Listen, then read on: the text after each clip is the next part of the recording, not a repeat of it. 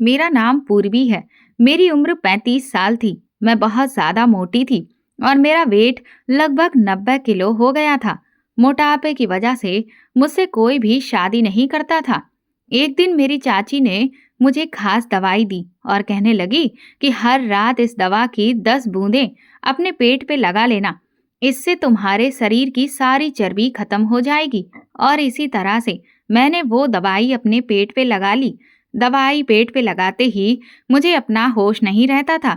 लेकिन अच्छी बात तो ये थी कि मैं दिन ब दिन कमज़ोर होती चली जा रही थी और मेरा वेट धीरे-धीरे कम हो रहा था। एक दिन मुझे कुछ शक हुआ, तो मैंने छुपकर अपने कमरे में सीसीटीवी कैमरा लगा दिया और उसके बाद दवाई लगाई और फिर सो गई। जब सुबह उठकर मैंने कैमरे की फुटेज देखी, तो मेरे पैरों तले से ज़मीन निकल कर रह गई थी। मैं अपने घर की सबसे बड़ी बेटी थी और अभी तक मेरी शादी नहीं हो पाई थी, क्योंकि मेरा वेट बहुत ज़्यादा था। मेरे लिए जहाँ से भी रिश्ता आता था, लड़के वाले मेरा वज़न देख के रिश्ते के लिए इनकार करके वापस चले जाते थे।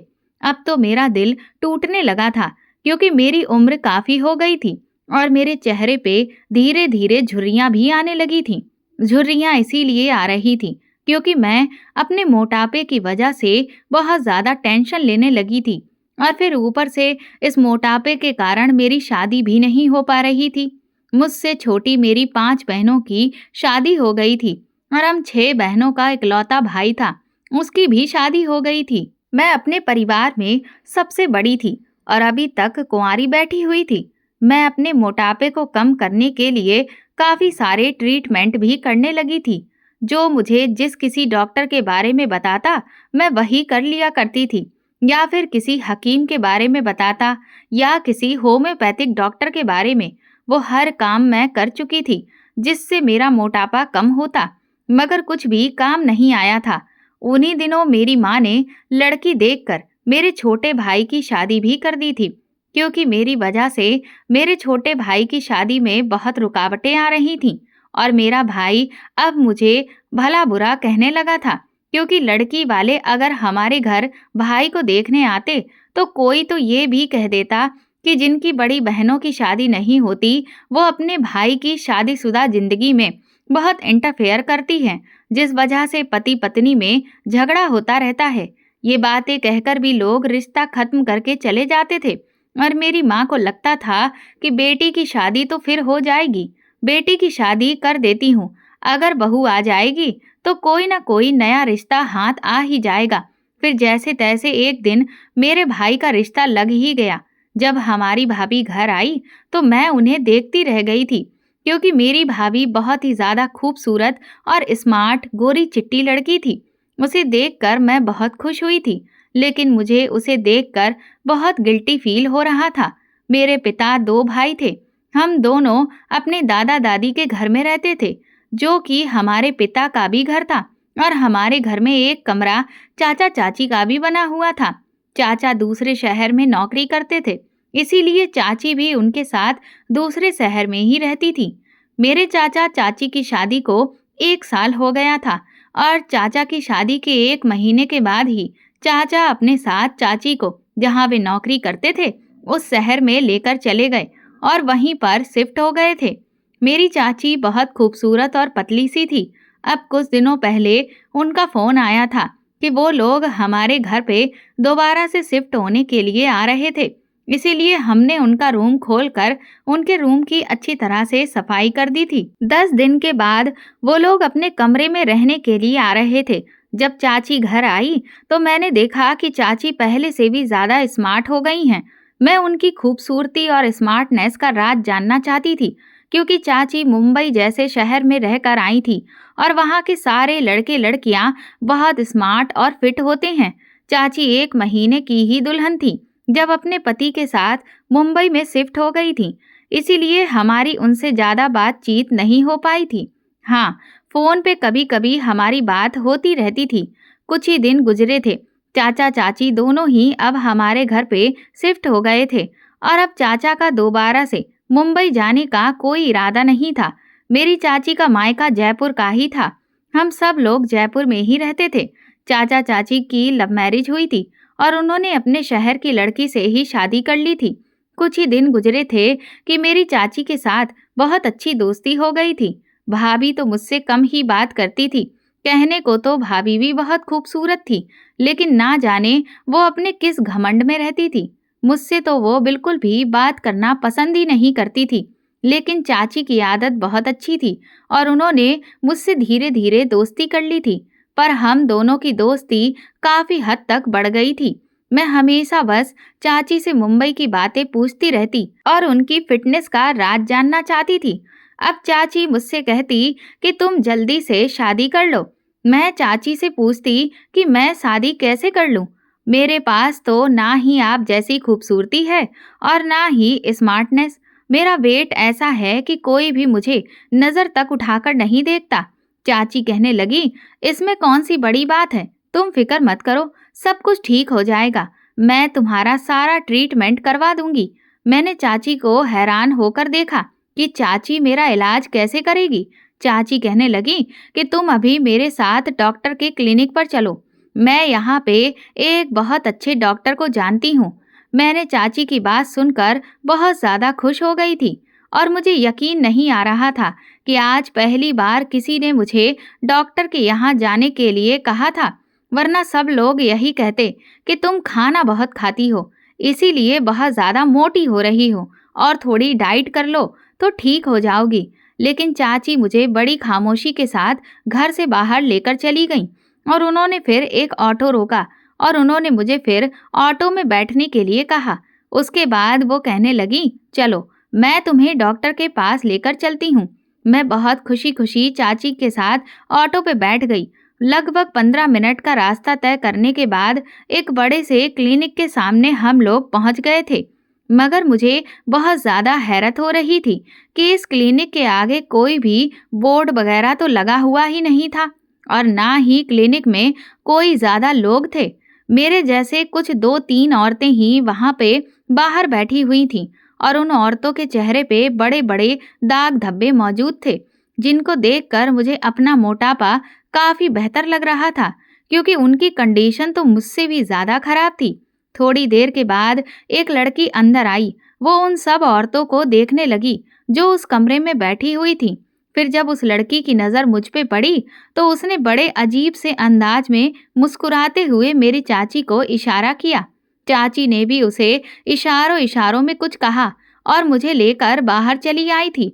वो औरत मुझे देखकर बहुत खुश हुई। चाची ने मुझसे कहा, ये औरत तुमसे जो भी पूछे तुम उसके बारे में सीधा सीधा जवाब दे देना और यही लड़की तुम्हें बड़ी डॉक्टर के पास लेकर जाएगी, जिससे तुम्हारी सारी परेशानियां खत्म हो जाएंगी। मुझे क्या पता था कि अब मेरी किस्मत बदलने वाली है और अपनी चाची पर भरोसा करके मैंने बहुत बड़ी गलती कर ली है। वो लड़की मुझे अपने साथ कमरे में लेकर गई। वहां पर भी चाची मौजूद नहीं थी। वो लड़की मुझसे कहने लगी, तुम्हारे मोटापे का वेट करना पड़ेगा और पता लगाना पड़ेगा कि तुम्हारे शरीर में कितना पानी है और चर्बी कितनी है। तुम इस बेड पे लेट जाओ और मैं मशीन लेकर आती हूँ। मैं बहुत हैरान हुई थी, लेकिन चाची ने मुझसे कहा था कि चुपचाप इस औरत की बात मान लेना, जैसा ये कहे वैसा ही करती रहना, ऐसा ना हो कि बाद में कोई परेशानी हो जाए।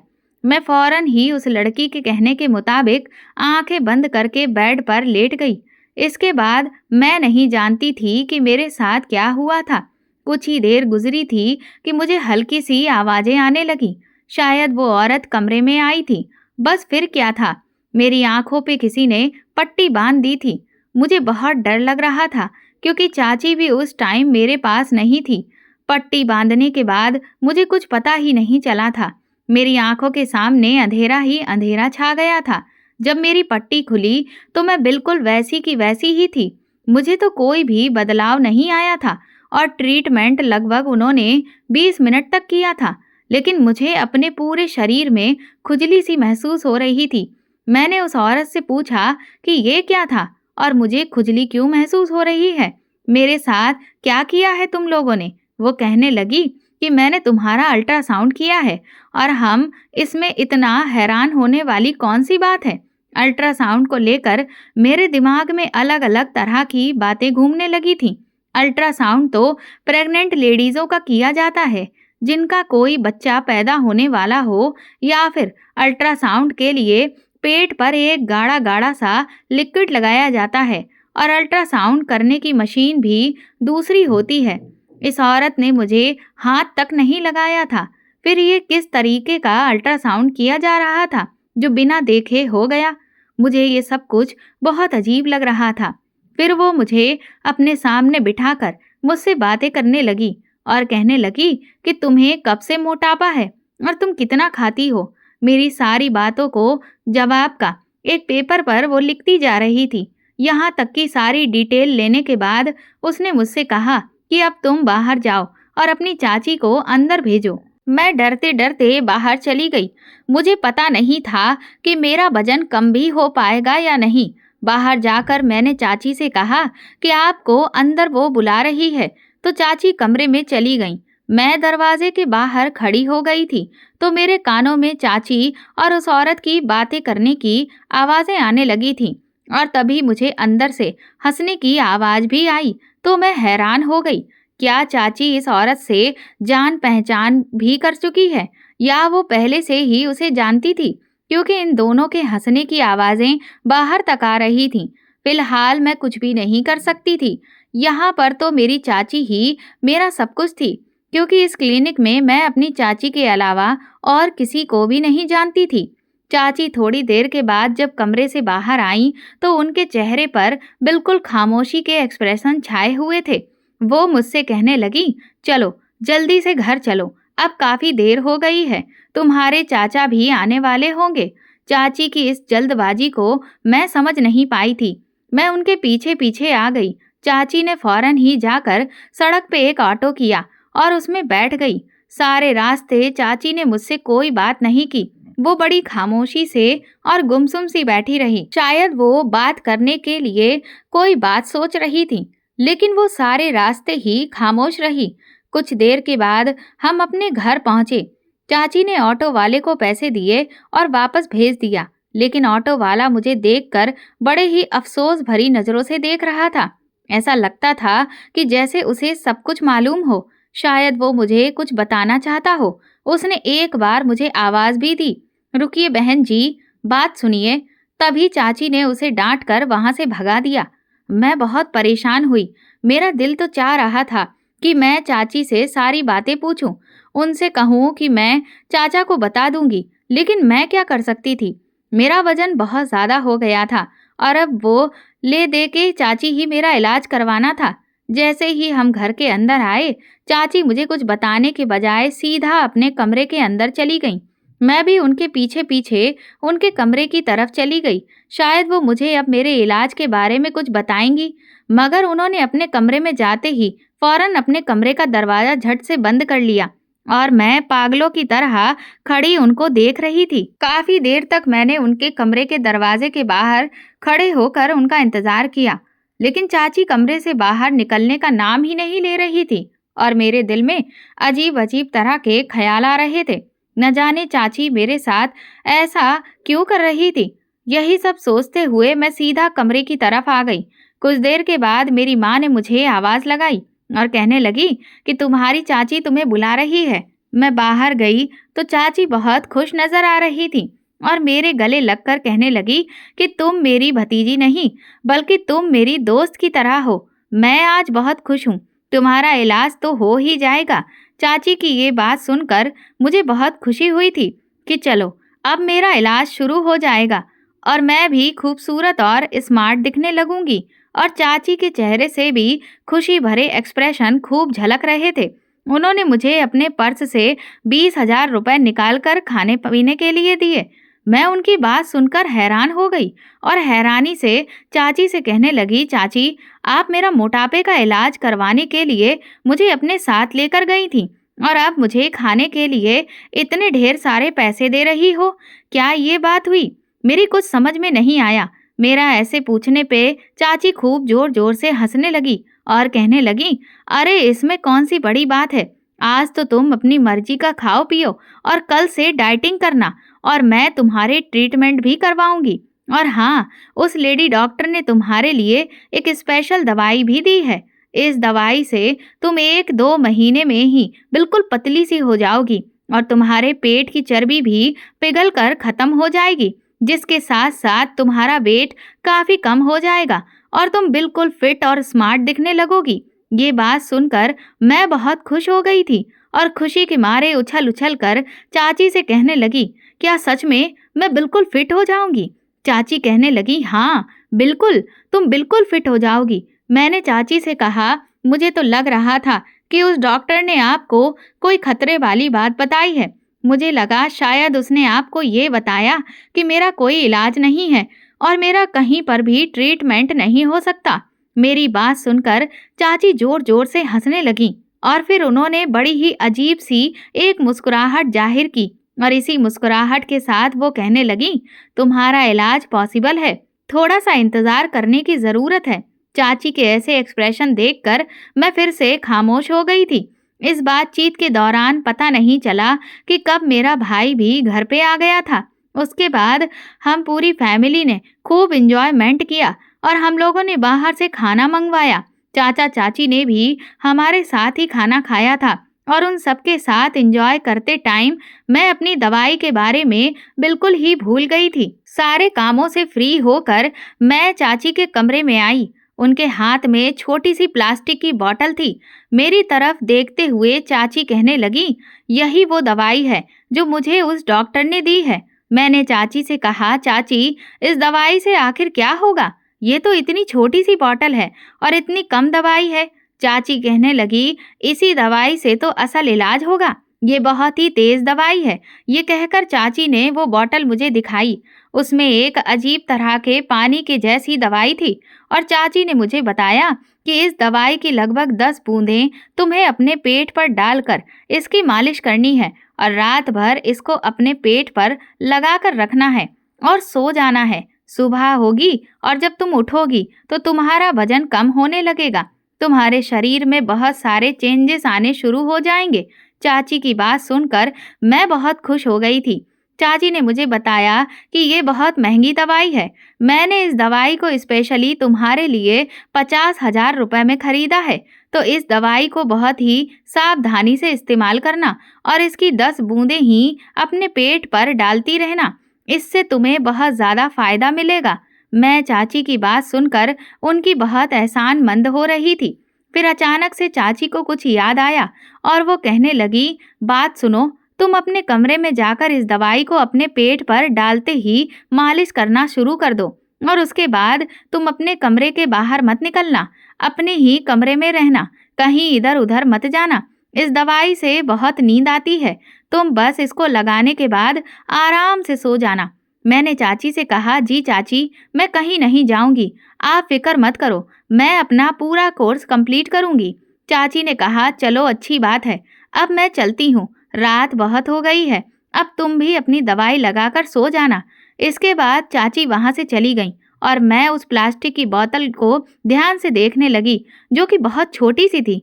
इसमें तो ऐसा लग रहा था जैसे दवाई नहीं बल्कि पानी हो और उस दवाई के अंदर से बड़ी अजीब सी स्मेल आ रही थी।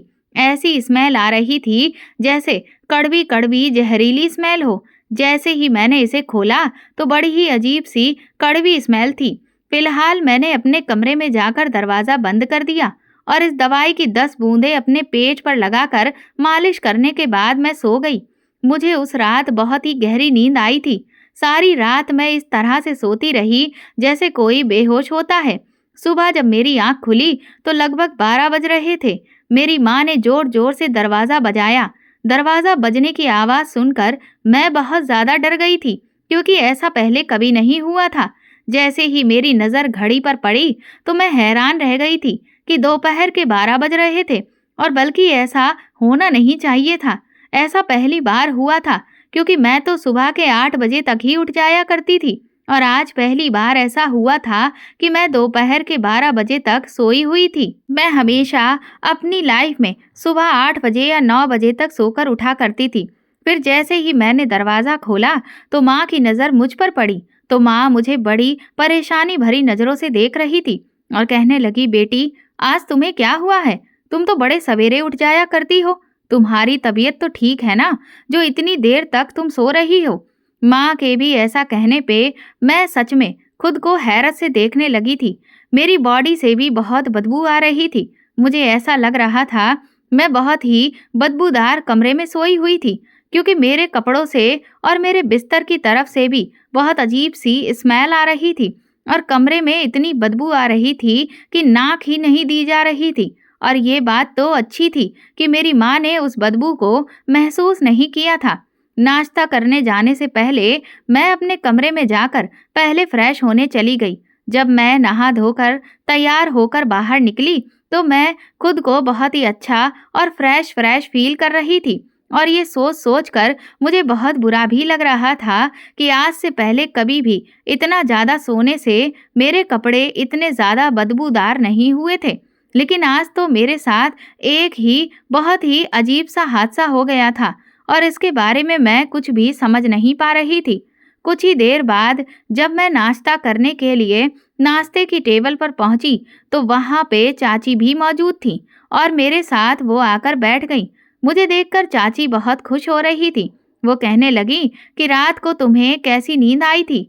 मैं उनको ये भी नहीं बता सकती थी कि मुझे तो बहुत ज़्यादा नींद आई थी और एक बड़ी ही अजीब सी नशे वाली नींद आई थी, क्योंकि माँ भी हमारे साथ बैठी हुई थी और हो सकता था कि कहीं माँ मुझे इस बात पर भी डांट दे कि तुम चाची के साथ अकेले क्लिनिक क्यों गई थी। इसी वजह से मैं खामोश रही और चाची ने खुद ही मुझे अपने कमरे में आने का इशारा किया और जैसे ही मैं उनके कमरे में गई तो चाची बहुत खुश थी और मुझसे कहने लगी, देखो पूर्वी, वेट एकदम से कम नहीं होता। तुम्हें अपना वेट कम करने के लिए लगभग 1 या 2 महीने तक मेहनत करनी पड़ेगी और इस दवाई का लगातार ही इस्तेमाल करना होगा। लेकिन इससे पहले मैं तुम्हारे एक जगह और टेस्ट करवाना चाहती हूँ। ये टेस्ट होने के बाद ज़्यादा सही से पता चल जाएगा कि तुम्हें कौन सी दवाई देनी चाहिए। तुम तो जानती हो कि तुम्हारा मोटापा कितना खतरनाक है और कितनी हद तक बढ़ चुका है। अब तुमसे कोई शादी करेगा तो वो तुम्हें अपनी माँ के बराबर समझेगा, क्योंकि तुम्हारा वजन बहुत ज़्यादा हो गया है और तुम औरतों जैसी दिखने लगी हो। चाची की बात सुनकर मैं डर गई थी।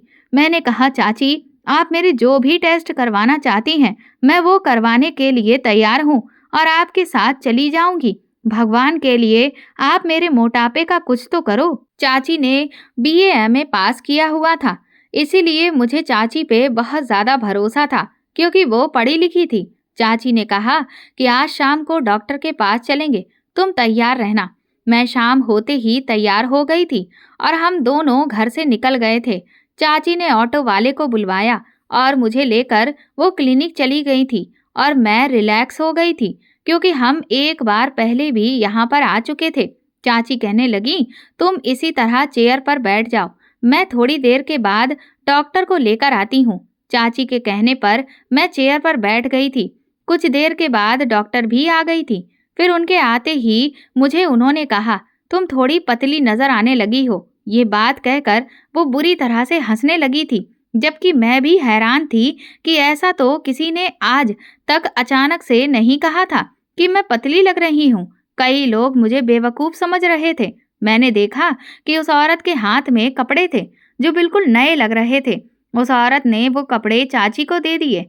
चाची ने उस औरत से कपड़े लेकर मुझे दे दिए और कहने लगी, जाओ, जाकर बाथरूम में कपड़े चेंज करके आ जाओ। इन्हीं कपड़ों में तुम्हारा चेकअप किया जाएगा। मैंने कपड़े देखे तो वो किसी दुल्हन के कपड़े लग रहे थे। लग ही नहीं रहा था कि वो इन कपड़ों में मेरा चेकअप किया करेंगी। शायद इन लोगों का कोई नया स्टाइल था, क्योंकि ये कपड़े अस्पताल के तो बिल्कुल भी नहीं लग रहे थे। मैंने अस्पताल के कपड़े देखे हुए थे, वैसे नहीं होते हैं जैसे कपड़े मुझे इन्होंने चेंज करने के लिए दिए थे। वे तो पहनने में आरामदायक होते हैं, जिससे पेशेंट को कोई दिक्कत ना हो, जबकि ये कपड़े तो बहुत ज़्यादा चमक धमक के थे। मैं हैरत भरी नज़रों से चाची को और उस डॉक्टर को देखने लगी और वो मुझसे कहने लगी कि जाओ, जल्दी जल्दी जाओ और इसे पहन कर आओ। मैं तुम्हारा इंतज़ार कर रही हूँ।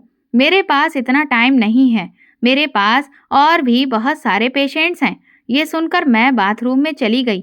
वहाँ जाकर मैंने अपने कपड़े पहने और कपड़े लटकाए और चमकीले कपड़े चेंज करने के बाद मैं बाहर आ गई। वो कपड़े मेरे बिल्कुल फिट आ रहे थे वरना ज्यादातर कपड़े तो मेरे टाइट ही आया करते थे। वो औरत मुझे अपने साथ लेकर एक कमरे में चली गई और मुझसे कहने लगी कि तुम यहीं थोड़ी देर बैठी रहो और मेरा इंतजार करो। और हाँ, तुम्हें यहाँ सामने बैठकर इसी शीशे की तरफ देखना है, बिल्कुल भी हिलना डुलना नहीं है।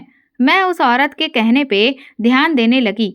मेरे सामने एक शीशा लगा हुआ था, मैं जिसमें खुद को लगातार देख रही थी। शीशे के सामने बैठे हुए मुझे लगभग 1 घंटा गुजर गया था। फिर जब वो औरत कमरे में आई तो उसने मुझसे कहा कि तुम उठकर खड़ी हो जाओ और हाँ, तुम्हें बिल्कुल भी हिलना नहीं है, वरना तुम्हारे लिए परेशानी खड़ी हो जाएगी। और मैं तुम्हारे चेकअप के लिए बहुत बड़ी मशीन कमरे में रख चुकी हूँ। उस मशीन से तुम्हारा चेकअप किया जाएगा। फिर उसने मुझसे कुछ और बातें की और कहने लगी, अब तुम लोग घर चली जाओ, मुझे 1 हफ्ते के बाद आकर मिलना। जो दवाइयाँ मैंने तुम्हें दी थी वो तुम पर जल्द ही असर करने लगेंगी। इसके बाद तुम ठीक होने लगोगी। वैसे भी तुम्हारा वेट तो 5 किलो तक कम हो गया है। मैंने तुम्हारा वेट कर लिया है। वो औरत ऐसा कहने लगी तो मैं बहुत हैरान हुई। वेट तो मेरा किसी ने भी नहीं किया है और मैं चुपचाप खामोशी से अपने घर पे आ गई थी। चाची इस बार भी बहुत परेशान लग रही थी। मुझे हैरानी थी कि पहले की तरह आज भी वो खुशहाल नहीं लग रही थी। चाची को देखकर मुझे भी फिक्र हो रही थी कि ना जाने ऐसी क्या बात है जो चाची इतना परेशान है। जैसे ही हम लोग घर पहुंचे, चाची मुझे लेकर अपने कमरे में आ गई थी और कहने लगी, उस औरत ने तुम्हें और क्या कहा था? वो मेरी बहुत फिक्र करते हुए मुझसे पूछने लगी। मैंने कहा, चाची, उन्होंने तो मुझसे कुछ भी नहीं कहा, उन्होंने सिर्फ मेरा चेकअप किया और कुछ नहीं कहा। लेकिन चाची, ऐसे दुल्हन वाले कपड़ों में कौन चेकअप करता है? मैंने बड़ी परेशानी से पूछा। चाची कहने लगी, तुम इस बात की फिक्र मत करो, तुम्हारा रिश्ता जल्दी हो जाएगा और तुम सच में पतली और फिट हो जाओगी और देखने में भी बहुत खूबसूरत लगोगी। अब चाची की बातों ने मुझे बहुत खुश कर दिया था और उन्होंने खुशी खुशी मुझसे बातें की थी। चाची ने ऐसा कहा तो मैं खामोश हो गई थी कि शायद चाची ऐसा कह रही है तो फिर मैं पतली ही लग रही होंगी। फिलहाल चाची ने मुझे बताया कि अब तुम्हारे पतले होने की वजह से मैं तुम्हारा रिश्ता भी लेकर आऊंगी और फिक्र मत करो, मैं तुम्हारे लिए अच्छे परिवार से रिश्ता लेकर आऊंगी और तुम्हारी शादी भी खूब धूमधाम से होगी। चाची ने ये कहा तो मैं खुश हो गई थी, लेकिन घर में किसी ने मेरे वेट के बारे में कोई भी बात नहीं की थी। 3-4 दिन के बाद फिर से चाची ने मुझसे कहा कि फैमिली वालों में से पहले तुम्हें लड़का देखना चाहता है। लड़का पसंद हुआ तो बताना। वो लोग 2 दिन के बाद मेहमान बनकर हमारे घर आने वाले हैं। लगभग एक पूरी फैमिली हमारे घर आ गई। चाची ने लड़के वालों को यही बताया था कि उनकी भतीजी का रिश्ता अभी तक नहीं हुआ है। 2 दिन के बाद वो लोग हमारे घर पर रिश्ता लेकर भी आ गए थे, मगर वो सब लोग ऐसे मुझे पहले से ही जानते हैं। जब मैं उन लोगों के सामने गई तो लड़के की माँ ने कहा कि अरे, ये लड़की तो वही है, देखो इसका मोटापा, कितनी मोटी है ये। नहीं नहीं, ये तो बहुत ही मोटी है। पहले से ही हमारे परिवार में ऐसी लड़कियों का काफी मजाक बनता है। हमें ऐसी लड़की को अपने घर की बहू नहीं बनाना है, हम ऐसा नहीं कर सकते, चलो यहाँ से। और ये कहकर वो लोग हमारे घर से चले गए थे। इन लोगों ने तो मेरे मुंह पे ही रिश्ते से इनकार कर दिया था और कहा कि ऐसी लड़की से वो अपने बेटे की शादी नहीं करवाएंगे। मेरा दिल बहुत टूट गया था, मगर मैं खामोश रही थी। वैसे भी चाची ने कहा था कि अगर ये रिश्ता इन लोगों के साथ नहीं हुआ तो फिर मैं अपने मायके की तरफ से तुम्हारा रिश्ता लेकर आऊंगी और खुद तुम्हारी शादी करवाऊंगी। तुम इस बात की फिक्र मत करो। उनके जाने के बाद चाची मुझे तसल्ली देने लगी और कहने लगी, ये आखिरी लोग हैं जिन पर मैंने भरोसा किया, तुम फिक्र मत करो। मैंने अपने मायके की तरफ से सारी बात कर ली है। मेरे भाई का बेटा है, अगर वो तुमसे शादी करेगा तो तुम्हारी जिंदगी संवर जाएगी और तुम फिक्र मत करो, वो लड़का भी तुम्हें डॉक्टर के पास लेकर जाया करेगा। शादी के बाद भी तुम ठीक हो जाओगी। मैंने भगवान जी को थैंक यू बोला और कुछ ही दिनों में चाची के रिश्तेदार मेरे घर का रिश्ता लेकर आ गए थे। उन्होंने मुझे देखा तक नहीं और शादी की डेट भी फिक्स कर दी थी। मैं बहुत खुश हो गई थी। आखिरकार चाची ने मेरा बहुत साथ दिया था और मेरा रिश्ता भी लग गया था। लेकिन चाची ने मुझसे सख्ती से मना कर रखा था कि आज के बाद मैं अब वो दवाई इस्तेमाल ना करूं, क्योंकि इस दवाई से मुझे बहुत नींद आती है और मेरे दिमाग पर बेहोशी भी सवार रहती है। मैंने चाची की बात समझ ली थी, तो इसीलिए मैंने उस दवाई का इस्तेमाल करना छोड़ दिया था। मेरे लिए जिंदगी अब बहुत आसान सी हो गई थी और इसी तरह से मेरी शादी भी हो गई थी। मेरा पति मुझे देखते ही फिदा हो गया था और कहने लगा कि तुम मुझे बहुत अच्छी लगती हो, तुम बहुत खूबसूरत हो। मैंने तो सिर्फ अपने माता पिता के कहने पर ही तुमसे शादी की। मुझे बताया गया था कि तुम्हारा वजन बहुत ज़्यादा है। अगर मैं ये सोचता कि तुम्हारा वजन इतना ज़्यादा है और तुम देखने में मोटी और बदसूरत लगती होगी, ये सब सोचकर मैं तुमसे शादी नहीं करता, तो ये मेरी सबसे बड़ी बेवकूफ़ी साबित होती। मगर तुम्हारी असल खूबसूरती तो मैंने आज देखी है। मैंने अपने पति से पूछा कि तुमने अपने माता पिता के कहने पे शादी क्यों की? क्या तुम शादी नहीं करना चाहते थे या फिर तुम अभी शादी करने के लिए तैयार नहीं थे? तो उसने कहा कि मैं तुम्हें ये बात नहीं बता सकता, क्योंकि तुम्हारी चाची मेरी बुआ लगती है और उन्होंने मुझे कसम दी है कि अगर मैं तुमको ये बात बता दूंगा तो मेरी बुआ मुझसे नाराज हो जाएगी। मैंने बड़ी ही मुश्किल से अपने पति से वो बात उगलवानी चाही। वो मुझे अपनी बुआ के बारे में कोई भी बात बताने के लिए तैयार ही नहीं था। लेकिन फिलहाल जब मैंने उससे बहुत ज़्यादा जिद की, तो वो मुझे हर बात बताने के लिए तैयार हो गया था।